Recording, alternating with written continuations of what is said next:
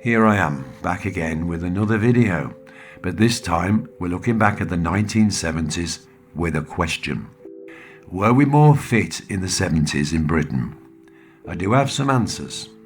So let's have another look at Britain's social history with a health style accent. It's been a question that's been on my mind for a while. Is it a daft one? Well, looking back, I don't think so, and here's why. We can all remember things like cooking in lard, reusing leftovers, big desserts, homemade cake with real custard, with eggs, and people having 3 sugars in a strong cup of builder's tea. Yet the 1970s seemed a fitter decade, perhaps more healthy. I did some research and found out that there were some actual facts that made my theory a little bit more real. Let's see. So let's get on with it and find out why Brits were fitter in the 70s, even though we were burning coal and we were burning gas. Firstly, look how we got around.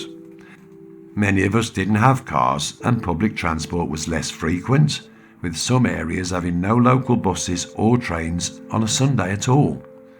Now, whether it was because there was less disposable income or people felt more safe to be on the streets, but we walked more. Kids walked to school, sometimes in groups of friends. Mothers walked to shops, mainly local, and walked back, normally with bags full of fresh groceries that weighed a ton. Many can remember as kids helping to carry that shopping home with aching arms. You see, only about half of families had cars, compared to nearly 80% today.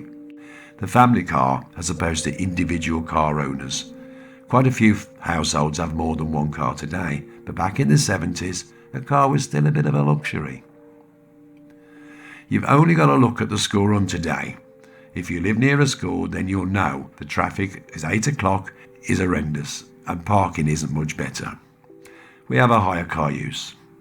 Back in the day, walking, to be honest, was out of necessity, but it gave us exercise that we didn't know that we were doing. So our calories were burnt off without us even having to look at nutritional information on labels on food ingredients or researching fad diets. In the 1970s, kids played outside with a football or ran around local parks. Some kids played knock-a-door ginger. That's a game where you knock somebody's door and run off and hope they don't come chasing after you. Major run, I can tell you. Well, that's what I was told. Hide and seek games, chase the can, they were all fun games with exercise that kept us fitter. A bottle of diluted squash would keep us hydrated. Those were the days when kids came home with dirty faces and played with mud. We all cleaned up well. At school, PE or PT, physical education, was a must. Remember cross-country running, as we called it? I hated it, to be honest, but luckily the run went straight past my house, so I cheated. But we loved running around, playing football or rounders. They were fun days and healthy, and we never thought about it. Well, there was no point in sitting in our bedrooms all day and night, because we had no PlayStations or computer games. Most families just had one TV in the house, and that was based in the living room. Family food. Food was always planned and home cooked, mainly. Back in the 70s, it is worth remembering that our parents, and certainly our grandparents, lived during the rationing during and after World War II. The war may have lasted 6 years, but rationing, albeit it was tailored off, went on for 14 years, bread being the last item to be rationed. So with that firmly fixed in their memories, parents had recipes that wasted nothing, used every scrap of leftover food, such as bubble and squeak, packed with vegetables and potatoes that made use of an uneaten Sunday dinner, and bread pudding that made use of all that staling bread. Kids either ate what they were offered or they did without. You soon learned to eat your dinners, vegetables and all. Back then, a takeaway was unheard of. Well, maybe a fish and chip dinner on payday. And pizza delivery, what was that? The portions, maybe because they had to stretch around the whole family, but mealtime portions were fair but certainly not massive. sometimes getting a little smaller or lacking meat as the week got nearer to payday, but always with vegetables. They were cheaper, but they had the nutrients that we needed. Bread was often there to bulk up a meal. Cooking programs were as popular back then as they are today on TV, but cooking gurus showed us recipes for pound-stretching meals and traditional family staples, rather than these fancy meals that you get today, where you've got to travel halfway around the world to get the ingredients. Remember Delia Smith and Mrs. Craddock? Some may even remember Julia Childs, big tall American woman. Snacks or sweets were a treat, and they were not just there to keep kids quiet when shopping. Back then, parents kept their kids quiet with discipline. Who can remember their mothers saying, "See that policeman over there, eh?" That did shut us up. By now, you know I'm not a big fan of the major supermarkets, but alas, we are forced to use them due to them killing the local shops. I'll not start ranting. But it has to be said that cheap offers that supermarkets promote do tend to be more about the unhealthy snacks, such as crisps, sugary drinks, cakes and biscuits. I know you get your 20p offers on Christmas dinner vegetables every year, but mainly the high salt rubbish does tend to get pushed in the shopper's face, and it causes a lot of waste. And back then, most kids had to ask their parents for treats, not just grab them for themselves. How many times did we hear, "You can't have that, it'll spoil your dinner"? Right? When I was working on the London Underground from 1999, I remember masses of school kids walking through the barriers after school with fish and chips and fried chicken in their hands, coming home before dinner. School meals back in the 1970s, I can remember it must have been about 1973, and I was given 12p every day to cover the cost of a real school meal. And maybe I was lucky, but our school dinners were great. You could smell them cooking, and you couldn't wait for that lunchtime bell. I was about to say that lunchtime bell will ring again. That's come from somewhere. You couldn't wait for that lunchtime bell to ring. Meat pies, cheese pie, chocolate sauce and fresh custard, all handmade, and I bet you're thinking, how many calories? But they were portioned out, and when you left that dining hall, you ran around the playground, burning off all those calories. I can remember when school dinners dramatically changed from home-style cooking to cheap grab, chips and fried stuff before Jamie Oliver got involved. Up until I left school in 1983, a school dinner was 25p. That was dinner and a dessert. We called it pudding. I hope you have fond memories of your school cooking. Otherwise it was just me that was lucky. I hope not. We had less gadgets in the home, so housework was much more arduous. Twin tubs, not automated washers, more prepared and cooking without no microwave ovens, sweeping the stairs down, no fancy vacuum cleaner attachments, and those vacuum cleaners weighed a ton, and less TV. Television would shut down with the national anthem around midnight, and in the morning we had the radio or the wireless. No TV AM. After all, you can listen to the radio on the move. The TV, you have to sit down and watch it, don't you? Housework was certainly burning off those calories, and most family members had to do their bit. This all sounds like harder work and probably bad times to some, but that's how life was, and many look back at it with fondness, because it was all we knew. Back to food for a while, mainly because I mentioned the microwave oven. Now here's a bit of history. The microwave oven was an accidental invention by Percy Spencer in the 1940s. He was working on a radar project with microwaves that melted his chocky bar in his pocket. Well, this thing may be able to cook, he must have thought. Well, that's what I reckon he must have said. But that was that.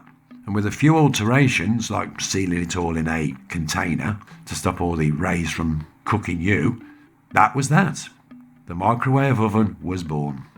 It was patented and put on the market as far back as 1947.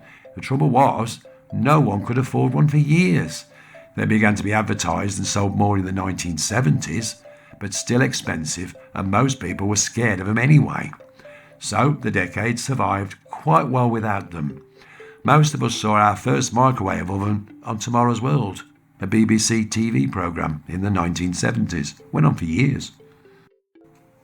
But they caught on eventually as the price came down, and TV dinners that began to become popular in the 70s were still oven cooked, changed to microwave and quick heat ready meals. Convenient, but full of sugar, starch and salt, and we all know that. Albeit governments have worked to make them healthier, they will never replace home cooked food. You look at the ingredients, I'm surprised they could fit them all in. They say it's convenience of living of a more busier lifestyle today, but looking back, all that walking and cooking and manual housework, we were busy in the 70s too. Many people without vacuum cleaners would use manual carpet sweepers. I mention that because I saw one at the car boot sale on Sunday for £5. I was tempted. Food had changed, with manufacturers making the most of folks wanting fast cooking and reheating, thus being the new norm. Companies added preservatives, extended shelf lives of baked goods such as cakes and bread. In the 1970s, cakes and bread sold at bakery shops with fresh cream and that bread that you used to cut yourself. Many families baked their own cakes and breads, and the smell of fresh baking bread is just wonderful. There was a surge of home baking in the 2000s with that TV programme Bake Off with Mary Berry, but I think it's sort of lost its appeal now. Although it was calorific back then, but we moved around much more. But home cooking meant you knew exactly what you were eating. Many people walked or cycled to work and back, and Brits had a much more manual workforce back then. We were a nation of manufacturing and production, which involved hands-on workers rather than a nation of hospitality that we have today. Now, I'm not saying people in hospitality don't work hard, they do. But there was less robotic intervention, and it certainly worked off the calories of those home-packed lunches with pies and pastries and homemade sandwiches. Even those greasy spoon breakfasts bought their meat stocks from local butchers. That was meat without preservatives such as sodium nitrite or pumped up with water that keeps it on the shelves for longer, not to mention less cooking shrinkage. Now, one could argue that Britain was a nation of smokers and beer guzzlers to a point. That was a choice, well, to start with. And we know more now than we did back then of the health hazards of all that. But this talk is about the things that have allowed us to change. The convenience of fast food and the time-saving gadgets that has made us more comfortable but maybe not as healthy. Yes, we got our gym fads and our diet sheets, but in the 1970s, daily living was how we kept moving. And without being rude, you'll forgive me, but it did keep the weight off. For those without weight medical problems, that is. Another argument would be more E-numbers back then, which people were unaware of, and the consequences of margarine with its trans fats. I can remember even years ago, many folks were avoiding them. This was the beginning of manufacturers pushing more convenience foods with extra shelf lives onto our tables. Without internet shopping or bulk buy deliveries, we went out and searched for items. Memories of finding that rare item after browsing through towns and cities was utterly rewarding, and local shopping had that personal connection with people. This must have meant our mental health was probably more in check, with more social interaction, such as local shops, pubs, social clubs, and we all know that they're less frequented today, as many have closed down and gone away anyway. People talked on the telephone without misconstrued text messages. Doctors' appointments were more accessible, even though medical science was less advanced, and people checked on one another. I can remember that people used to go visiting people in their homes. Loneliness is less, maybe, I'm not sure, but I'd like to think from my memory that people were maybe less lonely.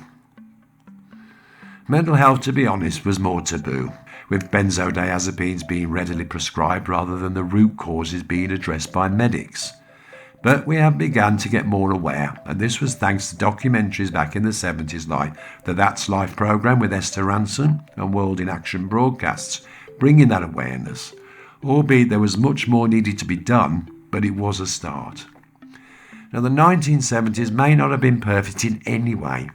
Like any decade, it had its challenges and its worries. But we would wonder if the convenience of today has made us less active, thus having to make a more conscious effort to remain healthy. This is not a video about people's struggles with weight or the obese nation that the media keeps on banging on about. It's just a look back at 50 years ago when life was so different, how our lifestyle was less sedentary and certainly more hard work.